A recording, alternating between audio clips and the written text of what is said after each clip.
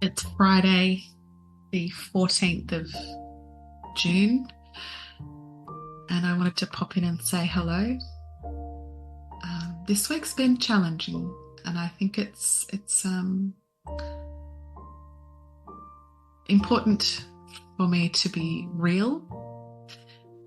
It's been a tough week for me because of Dr. Michael Mosley going missing. For those who don't know, my brother went missing in 2001.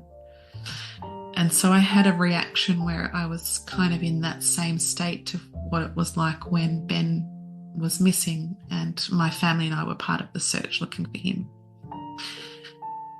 So I'm okay now, but I wanted to just acknowledge that this is part of the thing with trauma, as well as the neurodivergent part of my brain, that sometimes we need to make space for the times our brains need time off.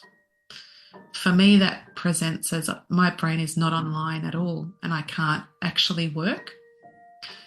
And sometimes, like over the years before I was diagnosed, that was really hard to accept.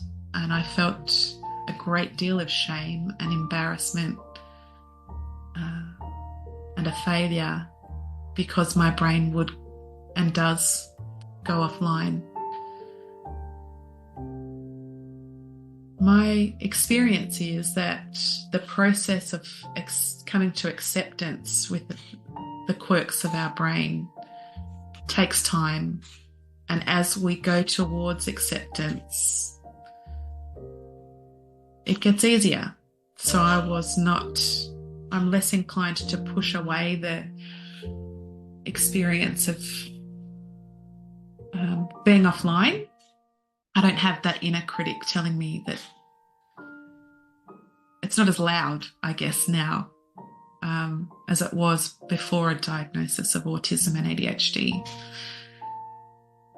So this doesn't mean, it means that when we still get distressed, we still get overwhelmed, we still need to take time off.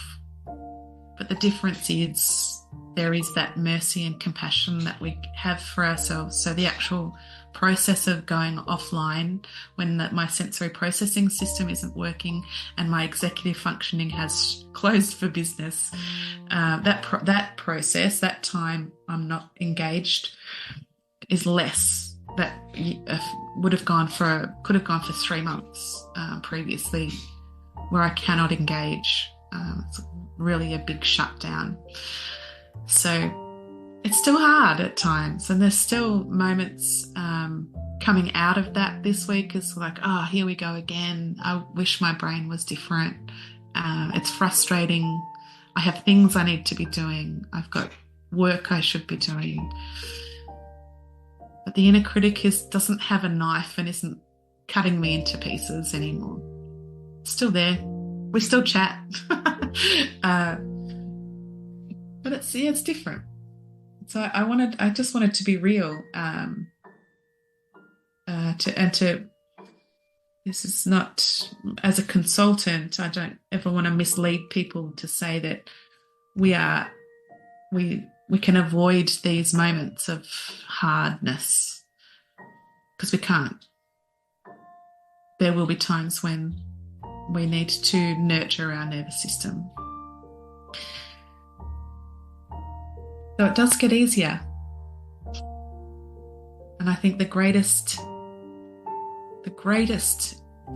gain that we can achieve, and the greatest purpose post-diagnosis, is cultivating compassion and understanding that this is not our fault.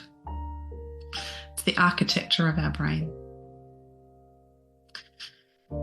So I hope that is helpful, that it's okay that our brains go offline, and that I hope this helps you feel a little bit normal, or whatever that means, that you feel okay too, that it helps you feel okay when your brain goes offline.